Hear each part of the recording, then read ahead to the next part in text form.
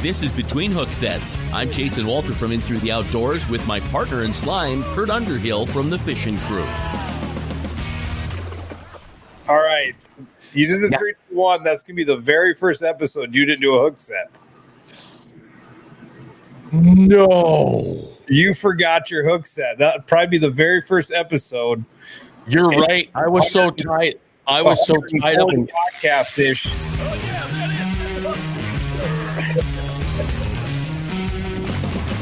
This is Between Hooksets. I'm Jason. It doesn't count. Doesn't count. Huh? Doesn't count. Dang it anyway. God, I hate it when I screw it. Here, I thought I was being cocky with the 3, 2, 1 thing, and just flat out, I blew it.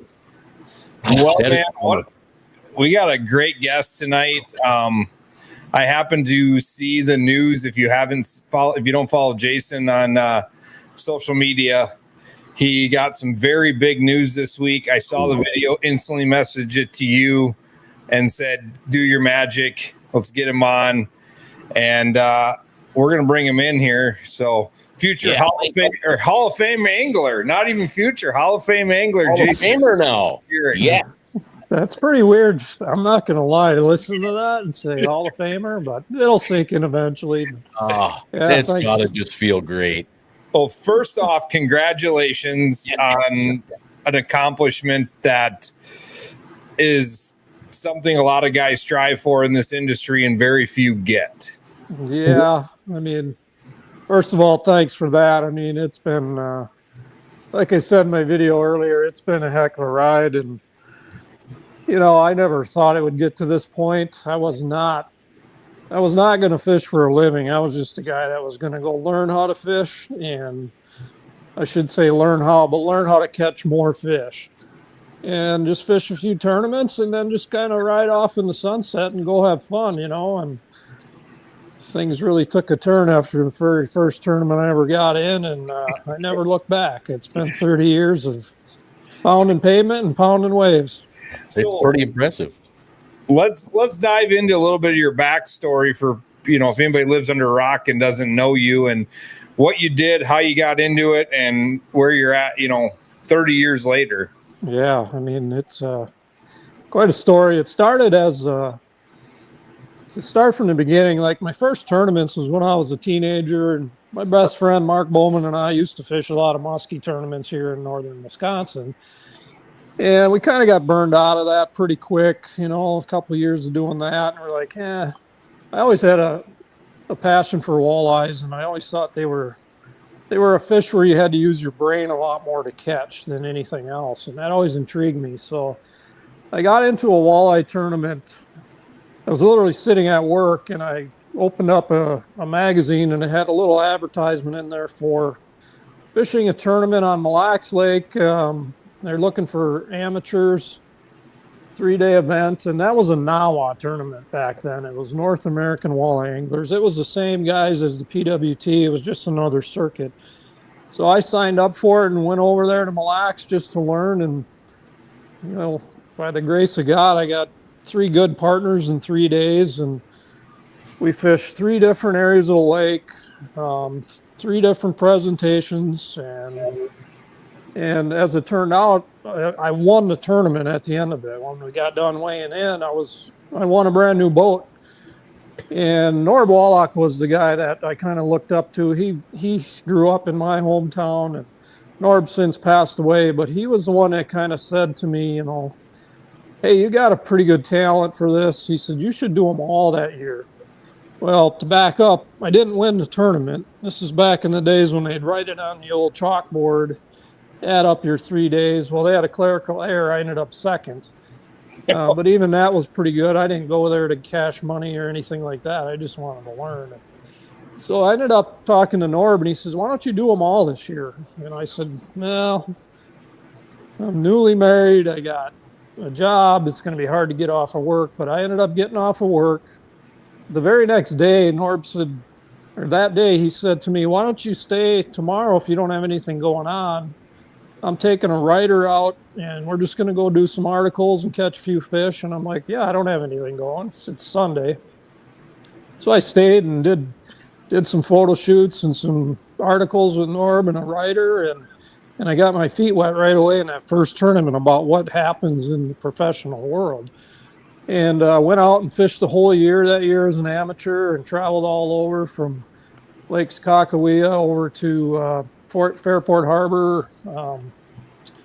That was in Lake Erie, and then everywhere in between. And I just learned so much information that year. I thought, well, I can do this on my own. I mean, I can drive a boat and go catch fish like these guys. So I actually bought a big boat, and it was one of the used boats from one of the pros. The very next year I got in the MWC. That would have been 1996. And I will tell you flat out that driving a boat or being a passenger in a boat is a big difference. Because it took me, I bet, 3 years to finally cash a check on the MWC. And I was about this close from quitting my career in 3 years. And I just said, well, I don't have it. I don't have what it takes. And my wife actually is the one that said, no, you got a lot invested. You love doing it. Just figure it out and just keep working hard and see where it goes. And by God, it took a few years, finally cashed some checks, qualified for the first championship in 1999. The championship was in the spring of 2000. Went into Red Wing, Minnesota that year for the championship and found some fish and won the championship in my very first attempt. So that was kind of the starting point of my career. Like, all right, I can do this. I can compete against some pretty good anglers, and I'm starting to figure things out now. And from that point on, I mean, it just took off. Like, it was crazy. So is that the point you quit your job and just went full-time fishing, or no. When was the point you said I'm a full-time fisherman? No, that was so early in my career. I really didn't have sponsors just per se. I had a few, but nothing crazy. And it was at that tournament in Red Wing when I won the MWC championship. Ranger Boats was there, and I was eyeing up one of the boats they had on display there. And my wife loved the boat too, and I loved the boat. And I'm like, God, I should really get one of them. And well, after I won the championship, George Little was the rep back then, and he actually gave me a Ranger hat to wear before I went on stage. And I says, is this what I think it means? Like if I wear this hat, does the boat come along with it? And we went and weighed in, won the tournament. And that night we had the big banquet and everything and had a little sit down talk with the guys from Ranger. And the very next day I signed a contract with Ranger Boats. That's cool. That was how it all started. That's such a cool story to almost be done and get that little push real close. And then, I've, pulled your profile up on the Next Bite if anybody's looking. I mean, it's Angler of the Year and everything you've ever fished. You probably have to hold the most Angler of the Year titles across the board of anybody in the walleye world because you've got them in everything. Yeah, I'm getting there. I still haven't done one in the National Walleye Tour. I've been close, but I've been having some bad starts to the year, and if you just start bad, you just can't win it. But yeah, to go back to after that MWC championship win, that was the year the very first RCL championship came out. And I was selling batteries at the time. That was my full-time job. And one of my route drivers came back with this brochure from his route, and he handed it to me, and it was this RCL Walleye Championship, $400,000 for first place. And it's on Green Bay, and I knew Green Bay really well. And I just kind of threw it off to the side on my desk and just didn't even think about it. Well, then I figured out I qualified because I won the MWC championship. Sure. So I signed up to fish that thing, and then we ended up going to it. And I was just, married for 5 years. Jay was just born. He was born in 99. This is 2000. And I go into this event with 225 people, and it's a 4-day event, and after 2 days, they cut to the top 12. Fourth day, they cut to the top 6. ESPN's there. They got helicopters. They got everything going on. Huge weigh-in. And as luck would have it, I was leading that tournament after 2 days. Now, mind you, I'm pretty new into this thing. I just won the championship. I'm like, what's going on? And here I am leading this $400,000 event. But here's where Mother Nature comes into play. I was fishing a spot all by myself about 30 miles from Green Bay, and day 3 came around, and we all gathered at the boat ramp in the morning before daylight. They said, yeah, we're holding you guys in the river today because it's too windy. And I just thought, what the heck, yesterday I saw 8-footers out there, and I was able to catch these fish, and now you're going to hold us in the river. But I'm like, whatever, I can fish the river. I know it well. I'll qualify for the 4th day, and that's what I did. I was in 6th place after 3 days, so I made the final day, and then I'm like, just let me go back out to my magic spot out there. And sure enough, day 4 comes, and we gather at the ramp, and they said, same as yesterday, guys, it's too windy. We can't go out in the lake. We're going to hold you in the Fox River. And I knew right then and there, I'm like, well, I'm not going to win it. I don't have the winning spots. And it just killed me, because I went from, having the winning spot for $400,000, which is life-changing back then. And right. I ended up sixth in the event and won like $16,000 or something. And, it kind of took the wind out of my sails for a minute, but at the same time, I was, I'm competing against the best guys, and I'm doing pretty good. And that's when RCL came out with their circuit the next year in 2001, and I just started running with that, and won Angler of the Year in 2003, and just kept going, and sponsors started building up for me, and won another Angler of the Year in 2007, and that was the year I quit my full-time job and said, if I'm ever going to do this, I'm going to do it. That was when I finally committed, and at that time I was working for Gander Mountain, so I switched jobs just because I needed more time off to fish all these events and travel. And my boss at the time at Gander was Tom Keenan, which most people in the industry know him. He's a Hall of Famer too, and I fished against Tom, and also he was my boss, so it worked out great, and he allowed me the time off to fish and pursue a career, and everything's been pretty good since. And now you're one of the top dogs. You've been one of the top dogs. Did you ever imagine that was going to happen, that you'd end up being one of the best walleye fishermen? No, I mean, the light bulb kind of went off for me, I think, when I won the 2003 Angler of the Year, because I really didn't have a legitimate shot at winning that. We went to Devil's Lake for the last event, and I think I was in the top 5, but I was like, I'm going to need some luck, Some of these other guys are going to have to bomb, and day 1, the top guys caught them, and I'm like, it was a good run. And then all of a sudden, day 2 come, I caught them again, and then the top guys didn't. And then we went out the 3rd day, and I secured my Angler of the Year title, and I'm like, holy cow, this just happened. That was kind of the moment where I'm like, yep, I got this stuff figured out now, and I can compete, and I think I might have a chance of doing this for a living. And that's where I really stepped it into gear. And I did a lot of things behind the scenes that most people didn't, they don't see, they don't know about. Just, when I was getting my butt whooped in the MWC for 3 years, I didn't just drive home. I stayed around. I watched the guys that did well. I listened to them on stage. I got to be friends with them. I got to talk to them. They'd give me some pointers on what they did, just little learning things. Even when you're just fishing terrible, just learning from somebody. And that's kind of how I took that approach, and just kept going along with it. And I mean, I took notes. I got a notepad that's 2 notepads over on my workbench that I kept notes from 2000 until 2009, I believe. And I got pages and pages and pages of waypoints and notes and conditions and who won and what they were doing and what I did and what everything you could imagine.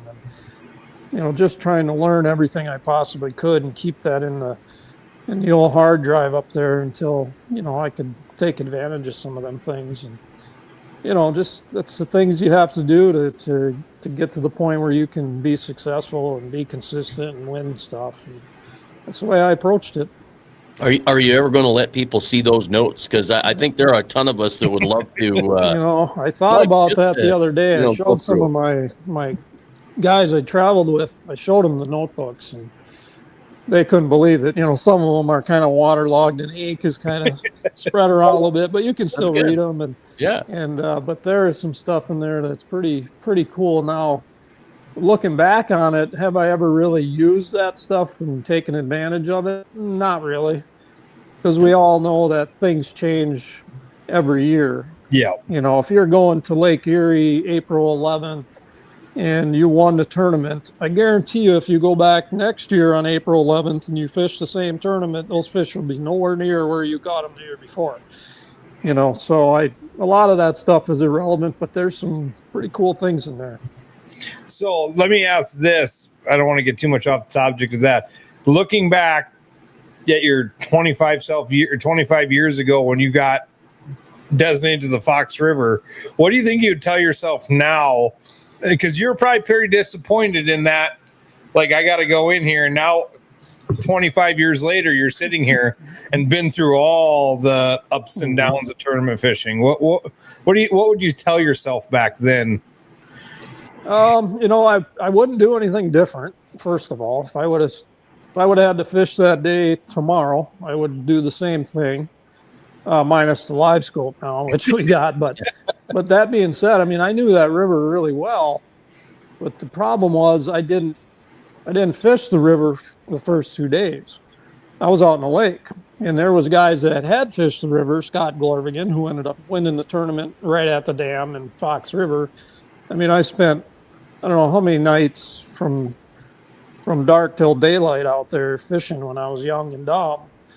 I knew that area. I just never fished it in a tournament. So I couldn't go up there and intrude on them guys during the event. So I fished my own stuff and just did what I could to try and get to that fourth day. And I did that. But then once the fourth day came, there was no way I was going to win it. So, I wouldn't do anything over. It was just frustrating that I couldn't go back to those fish in the lake. It was a heartbreaker, but, it was a good tournament. That's the tournament where I was the only guy running an Evinrude at the time and in the finals. And I was the only one eligible for 400 grand. If you didn't have an Evinrude, you could win 300.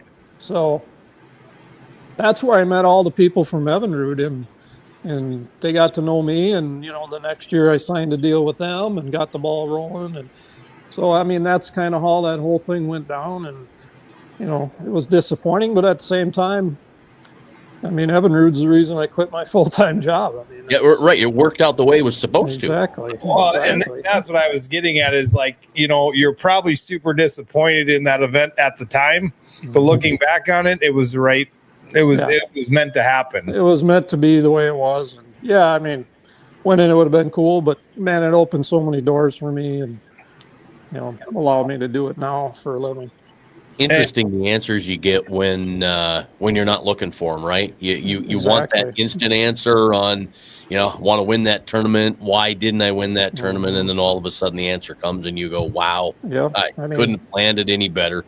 There's been, I talked to my son Jay a lot about fishing and the mentality and things and why they happen and just the whole fishing game. And I told him, because he had a chance to win an Angler of the Year this year, and I'm like, I'm going to tell you flat out, Jay, I've had 5 opportunities, like legit opportunities to win Angler of the Year. And I've only won 2 of them.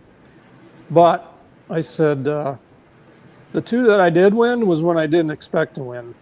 It was the 3 where I thought I was going to win where I didn't. So if it's going to happen, it's going to happen. So just go fishing, man. It's just, right. If it's your time, it's your time. And if, Mother Nature doesn't want you to do something, that's fine. When I look back at championships, the same thing. I've had leads in championships where I'm like, I got this. I've got a 7.5 pound lead in the Quad Cities. That's a huge lead.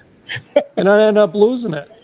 And, it's heartbreaking as heck, man. You only get so many opportunities, but the next time it comes up, you win it, and you win it by catching a fish on your way back to the ramp that seals the deal. And it's just so much sweeter when something like that happens because you've been through the heartbreak before. And now it's like, all right, this is finally came together and it's all meant to be. And, just it's so many ups and downs in this game, but you just got to roll with the tide. You're going to have your ebbs and flows. If it's going to happen, it's going to happen. I've told so many guys, like Gov Cup guys and other guys that fish my stuff, that are always the bridesmaid, right? I can name a handful of these guys that they tell me I can't seal the deal. And Chris Haynes comes to mind. He got like 2 seconds that year. And coming into, I said, Chris, when it's meant to be, it's meant to be. And everything is going to go right. Even if it goes wrong, you're not going to think about it. He goes out and wins the Gov Cup that year. He looks right at me and goes, "You're 100% correct." Yep. He goes, just like it was meant to be. You know, like I told you, dude, like don't get down on second place finishes, and don't get down on the top 10 in the Gov Cup. When it's meant to be, it's meant to be, dude. It happens all the time. I mean, there's everybody that doesn't win a tournament could tell you about what went wrong, or their fish moved, or something happened, or the guy that won, he's always got a story. He doesn't just land on them and, oh my God, I caught him one after another. And, they stumble into something, or, something always happens. It's never like you think it's going to be. So you just got to go out, and if you keep grinding and grinding, you're going to win your fair share if you do the homework and just keep fishing, man. I mean, that's the key, and that's for just regular average fishermen, fisher people, however you want to label them. Yep. You can't catch fish unless you're fishing.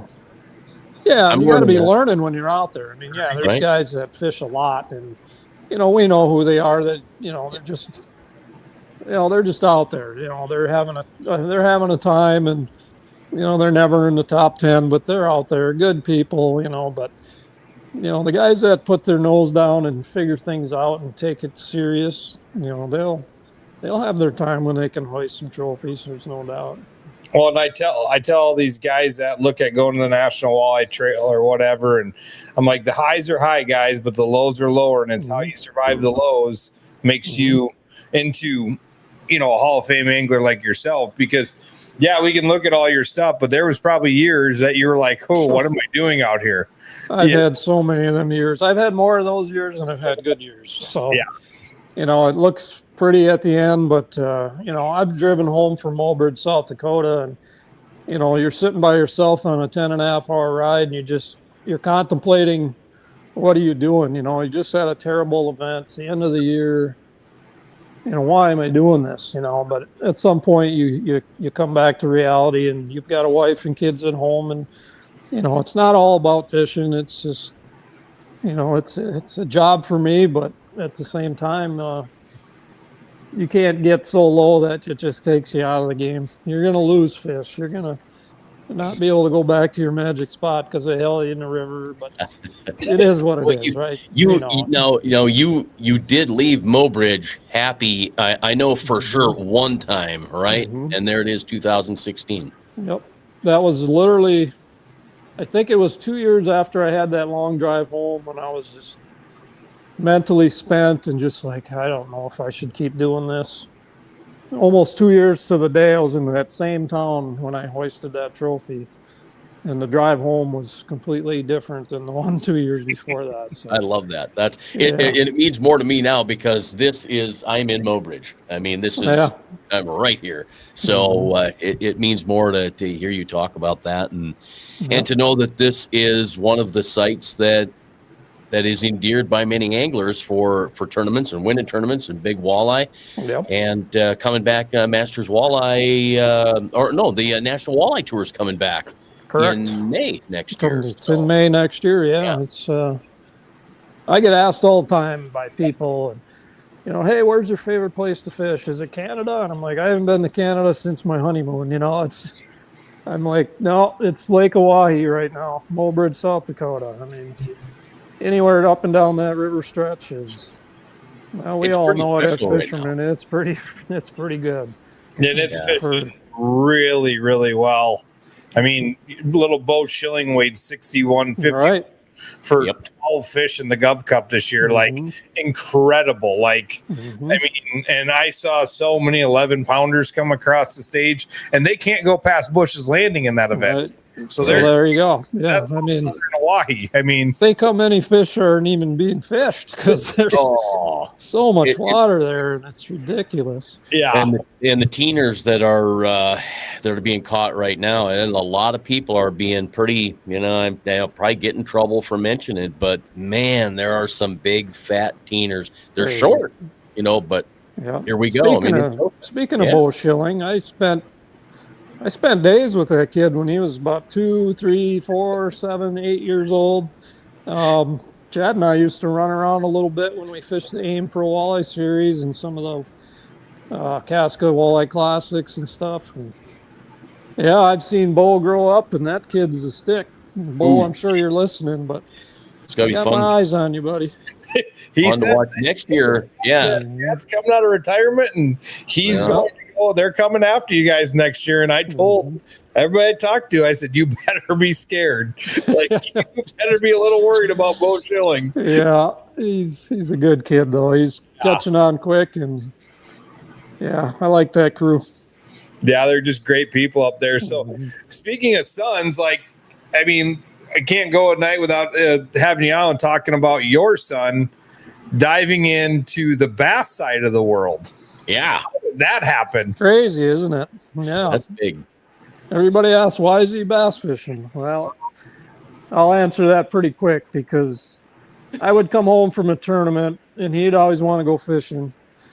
So I would take him out and we would go just catch bass because they were fairly easy and it didn't matter how big they were. It was fun just to get out and change the pace with bass. And well, doing that for a few years, we have a pond that's in our area here too. It's not my pond, but it's a subdivision kind of pond. And Jay's always down there catching bass out of that thing when he was a kid. But I started a group. It was a multi-species club here in my area called Prime Water Anglers. And back then I started a tournament that was a three bass, 3 walleye tournament, 2 days. So you had to catch 6 fish a day, being 3 walleyes and 3 bass. And it really opened up a lot of eyes to people. And, you're going to need to catch both to win the tournament. And the very first year I had Jay in my boat and as my partner, I think he was 11. I caught, to this day, I think it's the biggest largemouth in that river ever caught. It was 637. And Jay missed it with the net the first time. And then he finally got it in the second try and threw it on the floor. And he went nuts over that fish because that was a kind of a big deal back then. And that fish literally hooked him for life on bass fishing. He couldn't stop learning about bass, fishing for bass ever since that fish hit the floor. And he was 11 at the time. And, we've had some good talks about how to get to the level he's at now. But he took it to heart way back when he was young and never looked back. The kid's he's a hammer. I don't know anybody that fishes more than him. He just loves to fish. And he was on fire this year. He would a couple of things just didn't go right to finish up on top. But boy, I'll tell you what, it was neck and neck for quite a while. We do the Bassmaster Fantasy Fishing thing, and so we had our eye on him every week. Well, I should say every week, but every tournament. Yeah, I mean, he had a great year. I mean, he's leading points for 4 events, and he went to St. Clair with a lot of confidence, and he was in the area. I mean, he was within 200 yards of Trey McKinney, who stomped the field.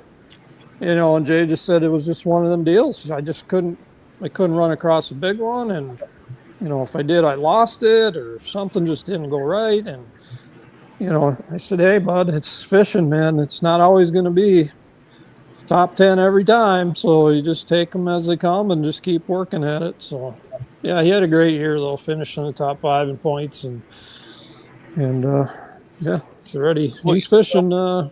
He's fishing Gunnersville as we tape this right now. He's fishing for $500,000 tomorrow. Oh, is he doing that? The Ultimate Angler Championship. Ultimate Angler. He got invited to that. That is awesome. I'm gonna have to watch that. Yep. mean, that's pretty cool. But so obviously you're super proud. I mean, we love cheering him on. We've been to the Classic the last 2 years, and we're going to go again next year or this year coming up. And when he made the Super 6 2 years ago, I was pretty dang jacked to see him up there.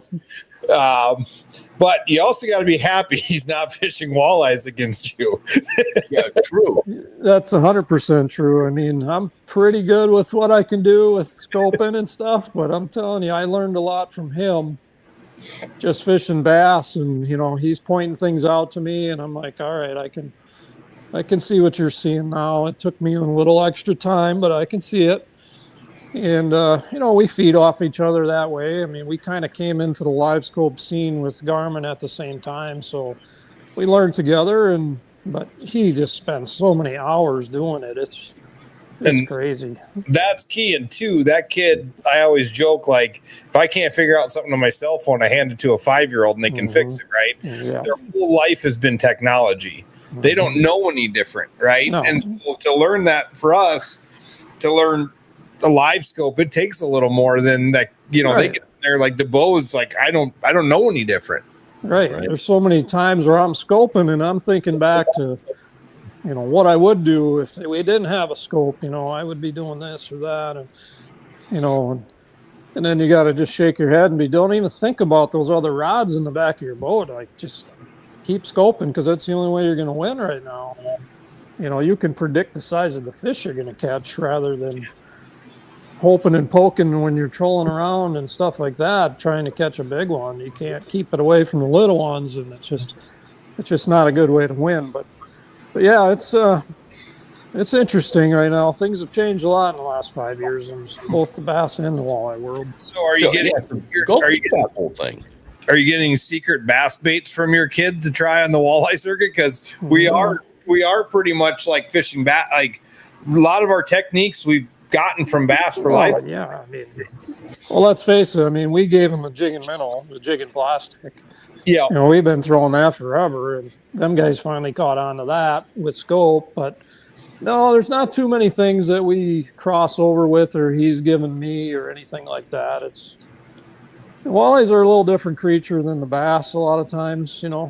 Yeah, I saw a lot of bass on Green Bay when I was out there practicing for the championship this year, and they don't really eat our walleye stuff like you think they would. Even though you got a real crawler on there, it's really weird that they don't eat it better than they do. Until you come to Lake Hawaii and you drop a creek chub down, you can't keep them up.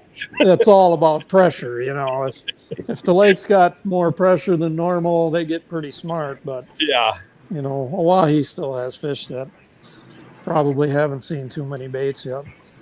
I would say, there are a few, especially big bass, that have been left alone. And I wonder, now that we're getting into this time of year, in 2023, we had the record walleye. Aaron Shuck had that at 16 and a half, and then Keith Pazur's almost 18. And everybody talked about the fact that, that record isn't going to last long. Well, here it is. It's 2 years later. Right? Yeah. I mean, things got to be right to catch a world or a state record. Like, conditions got to be good, water clarity, weather, everything's got to line up. And then you got to get them to bite and then get them in the boat. It's just not. It's not every year that stuff happens. Yeah. So going back, like you said, you signed with Ranger. Ranger is probably your longest living sponsor, but you've always been a guy that, I've followed you. I remember the Chevy truck days. I remember all of it. You've kind of been the guy that kind of sticks with your sponsors. Don't give all your secrets away, but go into a little bit of how you've gained sponsors, because I think I've got the pattern down, but and what you do to steward them sponsors to keep them as long. Right. Yeah, I've taken pride in keeping sponsors for a long time. I'm not a guy that just jumps ship for no reason or for money or something like that. If I have a good relationship with a company, a personal relationship, that means more to me than money or whatever. I've could have ran every boat in the industry throughout my career, literally. and I haven't changed in 26 years. And it's because of the people that I knew. I mean, back then they gave me the chance during that first championship that I won. They literally signed me the next day, and that means a lot to me. And I'm just like, okay, to the point where you know everybody in the building. I can drive down to Flippin, Arkansas, walk in the offices. I bring my mom down there. I brought my dad down there. You know, it's just a family deal. A lot has changed since then. You know, the offices are in Springfield now, but, you know, it's the same place they build the boats, and I still know the same guys on the loading dock, and that means a ton to me. I take pride in that, just keeping relationships, and eventually it's going to come around. You know, you're going to get rewarded for it, and I have through the years. So you had a good year this year. What's that? You had a good year this year. You I had a decent year. With the way the year played out? I'm very disappointed in Lake Sharp. The very first event of the year, I had a decent practice, and I was pretty confident, hard, though. Yeah. Knowing I could probably take a top 20 with what I was on, and everything completely changed. And I just couldn't dial it in quick enough on day one, and I threw back the first 4 keepers I caught, which was, looking back, was kind of dumb because you could have 8 in a boat and keep 5.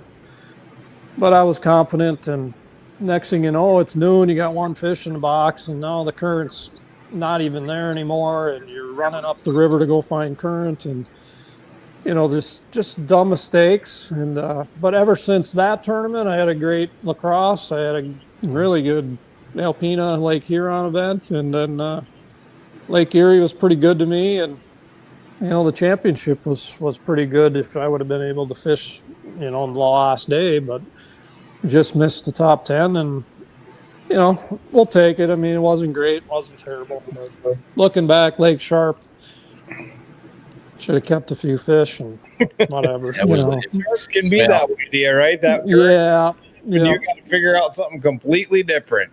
It's it was disappointing, but what do you do? Next year's another year. Yeah, I told the guys, I said, this is the weight you're going to need. And I think I can't remember what I said. What did I say? 14 pounds a day or something. Mm-hmm. And I go, you're going to need like 14 pounds a day. And what's going to happen is somebody's going to bang like an 18-pound day, and then they're not going to be able to follow it up. Well, I didn't expect a 21-pound day. Yeah, Bobby Curl, geez, man. Do that, right? But I'm like, somebody will get a big one, but they're going to need to follow it up with a decent day too. Yep. I was almost dead on for weight, and I'm like, this is, you know, it's sharp. I mean, somebody's going to bang a big one, but you're not going to see a lot of big ones come across the stage. And I never would have guessed. Well, Bobby Curl would have got it done with. Yeah, Bobby Curl. Known him forever, and it was kind of funny when he brought in that bag, because I kind of talked to him a little bit afterwards, and he's like, dude, I had no idea. He goes, I was looking for 8 pounds, and I'd have been happy. He pulls in 21, catches a 9 and a 7 or whatever he had. I'm like, jeez. But good for him. I mean, somebody's got to get lucky. And, somebody will land on him. So in all your years of fishing and all the different circuits you've been in, what do you think the state of the walleye industry is? And I know we can go down the bass side with, you know, it's the bass side has its problems. The walleye side have its problems. Mm-hmm. What do you think the state of the industry is going forward? And then what do you think the glory years were? Yeah, I mean, starting out with talking about where we're at now, it's decent. It's not where it should be. It's not where it was even 5 years ago. There's a lot of, how do you even say it? There's a lot of fluctuation going on right now. There's a lot of companies that are getting bought, and different owner groups and investment groups. And that's a hard part for guys like me that do it for a living, because we're always having to deal with new people. And you almost have to start over with these people. But, you know, we work through that. The tournament world is kind of, I don't want to say flooded, but there's so many opportunities for tournament guys to go fish somewhere right now. It's not like it was back when I started. There was only a couple good tournaments that were out there and things you could make some money at. But now you can fish any state, anywhere, a full season. there's leagues everywhere. There's stuff going on. And it's, there's just a lot of people fishing. And when you got a lot of people trying to, not everybody's trying to make a living in the sport, but there's a lot of them that are working their way through the ranks. And I know a lot of them. I talk to a lot of them. And, the market's flooded. I'm not going to lie. The market's flooded, and that pie is only so big, and you start cutting it into pieces, and the next thing you know, you're only getting a couple crumbs off the side. It's tough to make a living. So, the industry it's just flooded with anglers, from the social media anglers to the tournament anglers to YouTubers, all the guys that do it now try and make money at it. It's just overwhelming, and it's a lot different than it was in the glory years. The glory years was, it was 2000 to, well, even before that, back when the early days of the PWT, I've heard the stories on contracts and different things that happened back then. That was a good time. That was when I just got started, so I wasn't into it, but 2000 to 2012, pretty good stuff. I'm not going to lie. I mean, I was with BP as a title sponsor for 3 years, and BP exited the FLW, and then I got the Chevy contract for another couple of years. I mean, things were pretty good. I'm not going to lie. That was. You had it to yourself. You guys had it to yourself, right? You really did. You had the whole industry to yourself. So you look back on those early years in the tournaments. What were the young ages back then? Because right now we're staring at 18, 19, 20. A lot of young guys now. It wasn't like that back then. I mean, I remember when I first started, and the big name guys, them guys were in their 30s. Some of them in their 40s. And back then, it seemed like the guys really escalated their careers in their 30s, and they made hay in their 40s. Like, that's when they made all their money, endorsements and tournaments and all the stuff. And now you might as well take that number and cut it in half. Like, yeah, right. The 20-year-old guys are doing really good, and they're going to be making hay when they're 30 versus 40s. So that's where we're at there. But good for them. I mean, I wish that was there when I was younger. It took me a long time to make an income where I could say, yeah, I'm going to do this for a living. So, well, you might be an exception to the rule because you're used to doing some TV stuff, right? I got to pop that up there, the next bite. But for like a guy like me, I'm a radio guy, so this whole video thing freaks me out. It's different, isn't it? Yeah, it is. Yeah. It took me a long time to convince him we're going to do a video podcast. He didn't like that. Huh? All of a sudden, it's hey, let's do a live here. Let's do a live here. Like, and all of that influencer stuff that comes natural to these kids because they're TikToking to their friends and they're running through that and like, look at this and like, how are they doing that? And so it has become a young person's game, if you want to call it that. Yeah, and those kids are good at it. I mean, the first few times I had a camera in my boat, I'm not going to lie, I was a little shocked, and I didn't know what to do with my hands. One of them things. It was right. Yep. I'm just trying to catch a fish here, and you're asking me questions. But eventually you get through that. It's no different than doing a seminar or shooting a TV show. Once you do it enough, it's second nature, and you just roll with it. So, but yeah, TV's been a big part of it. Started working with the Next Bite guys about 5 years ago already, and I did a lot of cameo appearances on the Next Bite before they hired me to work as a co-host. So I was familiar with their whole project and what they do, and thankful for them to give me that opportunity because. Starting your own show is something I thought about a lot over the years, and it's expensive. It's very time consuming. And as the years rolled on, you realize that it's probably not the right way to go in today's day and age. You can do this stuff on YouTube and probably make just as much money for a lot less money. Yeah, you're not. So, people think like if you get on TV, you made it. And I'm like, most guys are paying for their airtime. Yeah. In big dollars. there's very few people that get free space on TV. No. I mean, I'm really good friends with Benny Spies and sitting down and listening to his stories of, how much it was costing him to produce Gun It.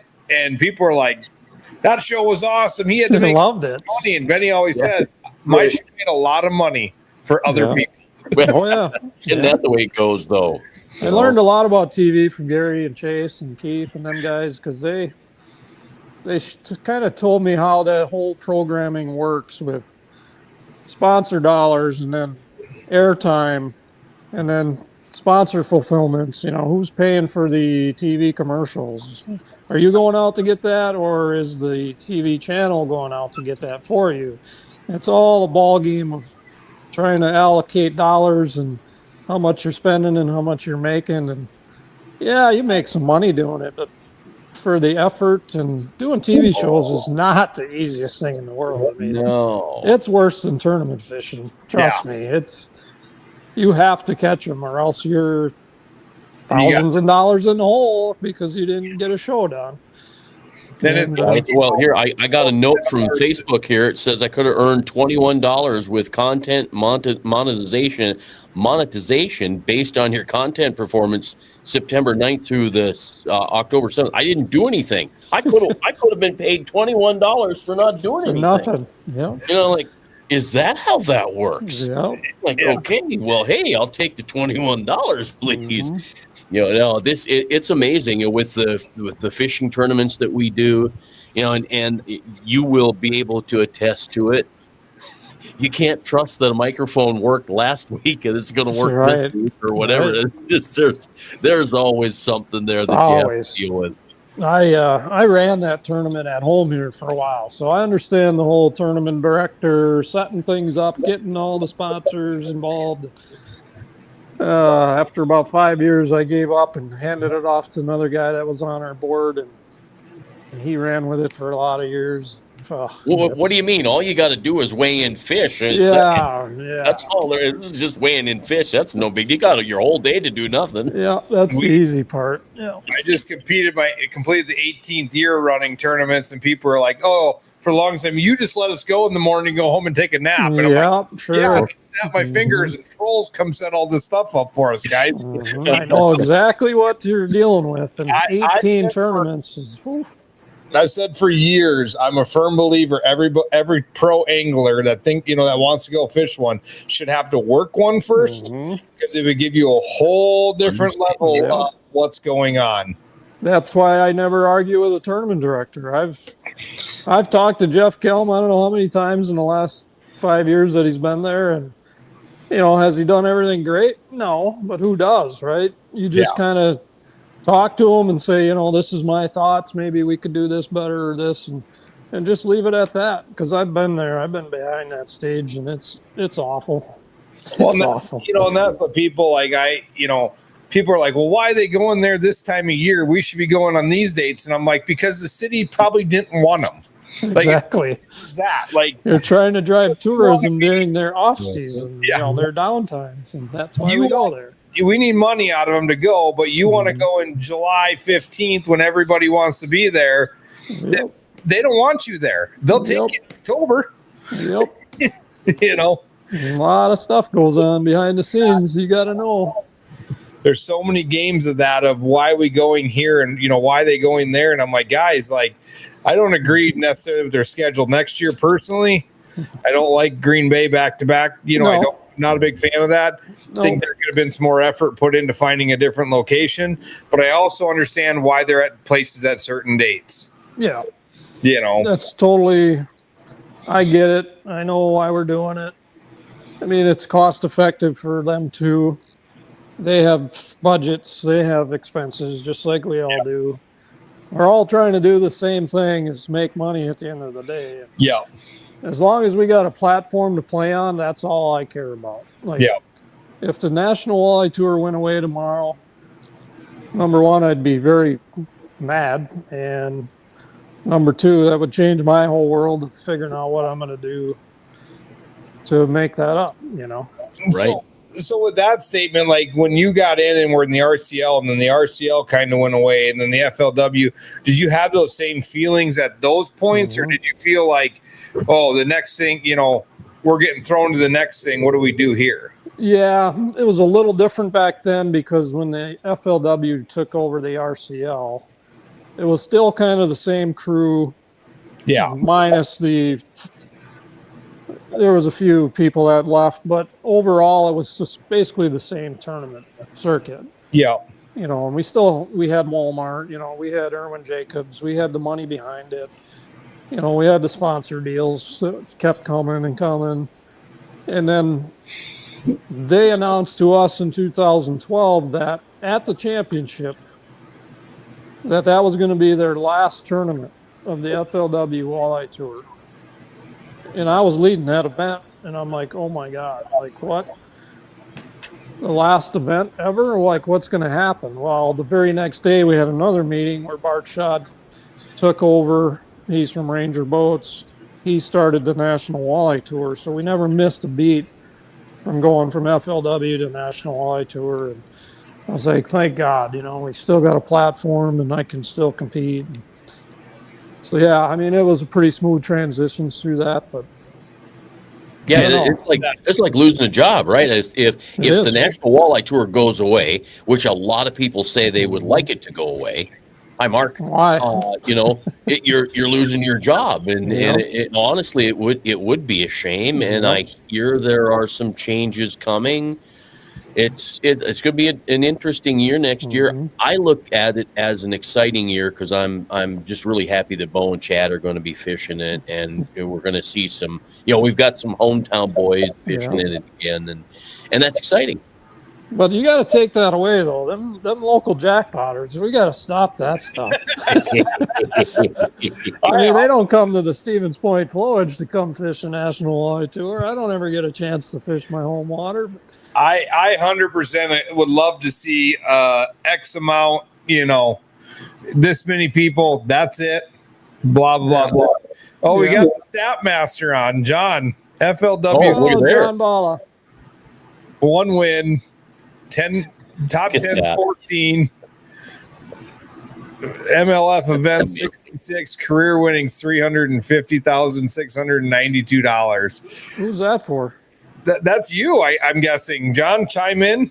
It's the FLW stats. That's right. FLW stats. Yep. And I don't think you want to argue with John. I think he's got it figured out. Oh no, I talked to John probably too much, and love John, love you, brother. But yeah, he's a stat guy. He's here we go. We got more. Yeah, there we go. But of only 4 anglers to fish 57 out of 57 events, 26 checks, 46%. 12 top 10s, 21%. 25 top 20s, 2 wins. Both championships, 5 top 10s, and 13 championships. I can't read that because it's so small. My eyes are terrible. So. Well, you're on that little phone right there. Yeah. Kurt could read it because he's got that great big screen up above him. So. Big one because I'd have to look up. But yeah, I got his Next Bite profile pulled up there, looking at all the 7 pages of accomplishments that you've earned over the years. And I mean, it's just an incredible career. Like I said, I remember going to the Pure Walmart parking lot to watch you guys weigh in. I like I said, I remember the RCL days when it was on Lake Sharp. Yep. I remember going down there and my dad trying to fish in it and watching you guys take off. And I've been around a lot of the years watching the stuff. And, there's a few names that are always consistent. Obviously, the Parsons and Gavias and you and, even Billy Shimoda. I mean, for as young as Billy is, he's an old timer. He's an old guy now. He sure is. He's been around a lot, and it's such an incredible career. And it's not over, but I mean, you got to be super psyched for where your career has been and what it's done with your angler or with your Hall of Fame induction, and then to watch your son. I mean, that's got to be some of the coolest stuff when he's walking across the stage of the Bassmaster Classic. Yeah, I'm not going to lie. That is cooler than winning tournaments right now. It's like, it's a whole nother world for me, because now I can like see myself back 30 years ago and working my way through the ranks, but he's better than I was back then. And just to watch him grow and gain sponsorships. He just bought his first house here about a month ago, so he's engaged to be married next year in October. Yeah, it's cool to see all that, but a lot of the things that come for getting in the Hall of Fame really isn't tournaments per se and all the accolades. They ask a lot more about the person and what they did to grow the sport. The things they do off the water, basically. And there's a lot of things, like going way back to the FLW days. We used to do the kids fishing clinics when we had our wrap, team wraps with Chevy and BP and all that. And I would do every kids clinic. Even if I didn't make the cut, I would stick around, do the little seminar on how to do something, and then sign a few autographs, give away some free stuff. And I'm like, I could be home right now with my family, but I'm here, teaching kids how to fish. And, you never know. Some of them kids are probably fishing against me right now. But all that stuff that I thought was kind of irrelevant back then, that's how I got some of my team deals through FLW. Sure. They took notice. Well, then other sponsors do. All that adds into the Hall of Fame induction. Starting clubs back here at home, starting a high school team back when Jay was just getting started in high school. God knows how many seminars I've done over the years. I know the biggest year I had was in 07 when I won the Red Wing tournament, I won Ranger Cup, and I won Angler of the Year. I did 42 seminars that winter. All over the place. It was nonstop. For that? A lot of people don't see that, but that stuff all adds up and it goes fast. And I actually love doing seminars. I love the off season, talking about walleyes and fishing and all the things that happen throughout the year. And then about the time you get bored with doing seminars, well, then it's tournament season. So you're back on the road and now you get to actually fish. So it's just a cycle of, everybody says, well, what do you do in the off season? Well, we don't really have an off season. There's no off season. I was trying to get 2 new sponsors today, doing this podcast tonight. I don't know. I was on the phone for 3.5 hours this morning with 2 different people, working contracts, trying to get seminars lined up. I got to get a boat ordered soon, so it's here before I know it. It never ends, It's crazy, but it's fun because it's never the same. It's always something. Right. What a great life. I mean, what a, and then to go to the mailbox. I'm going to pop it up quick. I wanted to do it earlier, but boom. And the reason for the whole conversation tonight, honestly, was the very touching video that you did opening that letter. It was one of the most heartwarming things I think I've seen in a long time. It was so genuine and real.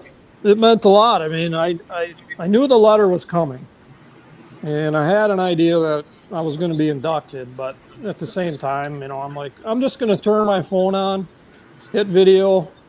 I'm going to sit down and I'm going to open this letter so it's raw, true feelings. Because if I would have opened it, read it, went through the emotions, and then hit record, well, that would have been.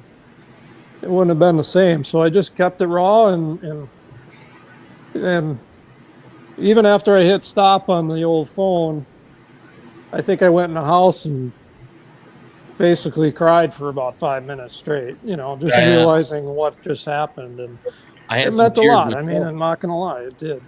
Yeah, well, it was, I never met you in person, and I know who you are, obviously, but that video, I think, brought us all in, and I think Kurt was affected the same way. And we're, my eyes, as a matter of fact, my eyes are watering a little bit now. It just, the joy in it it's amazing. And it's fun to feel that. Yeah. People love seeing the real stuff, the person behind the scenes. And I'm a real person, man. I got emotions too. And right. I've driven home crying from a tournament. I've cried because my kid won a tournament. You know, I'm not going to hide emotion. It's just part of who I am. So that's good. That's me too. And that's just it. Like watching that video and knowing what it took to get there. It's not just something to hand out, right? Like you said, kids seminars, always staying behind. I mean, I'm sure there was times you were helping put up flags and tear down stage. Oh yeah. Whatever you had to do, and that didn't go unnoticed. What you thought was maybe a waste of your time or minuscule back then all came to this. It all came down at one time, pretty much. Yeah, there was cool.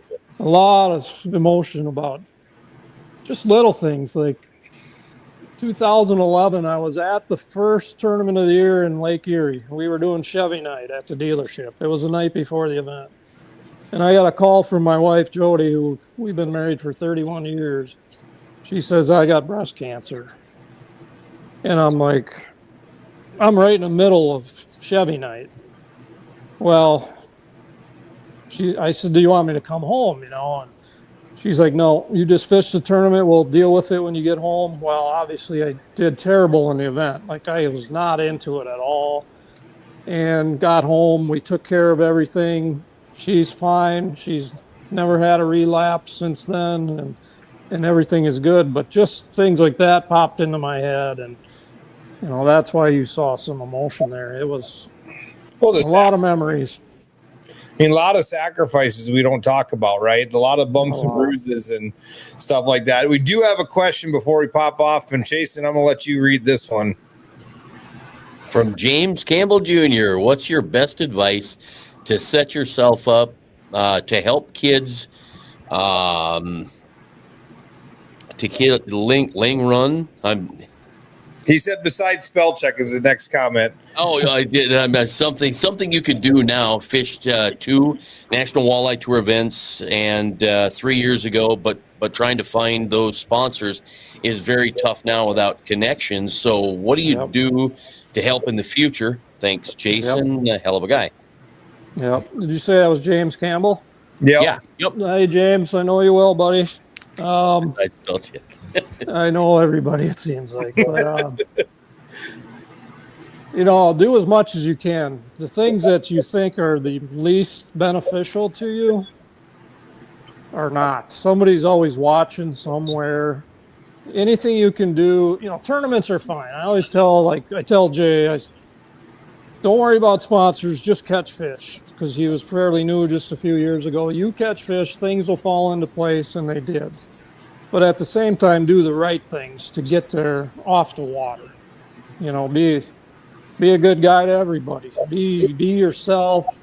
Some kid comes up and wants to talk to you, but you want to go home, stay and talk to that kid, because you don't know who that kid knows or who his dad knows that could get you a sponsorship down the road. It just never ends. So just do as much as you can off the water to benefit not only you, but your potential sponsors, because I could talk for hours on how I found some of my sponsors to this day. And you would be shocked at where I met them or who they talked to, because they ran into me somewhere where I never expected it. So do as much as you can on and off the water. And, you know, if you start catching 5 good fish every time you go out, boom. Tournaments still matter, guys. I don't care what sponsors say or, you know, you need to catch fish and be consistent, and things will fall into place. And James, I guess I would add that maybe don't rely on spell check on your resume. That might hurt you a little bit. You know what? We all have that problem, right? Spell check. You're doing stuff in a hurry, and then just right when you hit send, it's different. It's not what you said. So Tom went. Good to hear from you. Oh, you want to read that one? I can. I'm just going to say hi to Tom, a true professional. Thanks for being part of keeping the walleye industry viable throughout the years, JP. Yeah, Tom, appreciate you, brother. You're one of the best, and I've learned a lot from him over the years here sculpting, and he's always open to. You ask Tom a question, he's going to give you an answer. He's not going to blow you full of smoke. And love that guy, and obviously he's proved that he's one of the best. And It's got a lot of good things coming down this road. I want to touch back on your comment that you made, or your answer to James's question is, I've got a good friend, and he always says, we don't do it for recognition. We do it because it's right. And if you live your life by doing things that's right, the recognition will come. Even if you don't want it, it will come. Yep. I'm not a great quote remember guy, but that is a good one because it's exactly spot on. I couldn't say it any better. Yeah, we don't do it well. We do it because it's right. And that's, ever since I heard him say that, I'm like, that's why we live the life. And, things even on the water, like, there's many times when I could have moved in on somebody, or I've had guys move in on me, but I'm not that guy that's going to start to create confrontation on the water. I honestly can't tell you the last time I had an argument on the water about, being in an area or you shouldn't be here or anything like that. And that just comes with be treated like you want to be treated. Right. Treat others like you want to be treated. So, don't do something that you think is not right, because it isn't. No spell check that time. James, thanks for watching, pal. He watches quite often, and it's great to know that he's there on Wednesday nights, and he's always got a good comment or two. So, yep. Well, Jason, we appreciate your time. Congratulations again. Look forward to having you back on someday. One day we might have to get you and your son on together. Yeah, that'd be fun. Yeah, that'd be a ton of fun. Yeah, we can do that. He's always open to doing some video podcasts, so let's do it. Yeah, it'd be a fun one getting the both sides of his career growing up. That'd be a lot of fun to hear. Yep. You'd enjoy it. Before February, though, right? They start in February, so I'll get it done by January.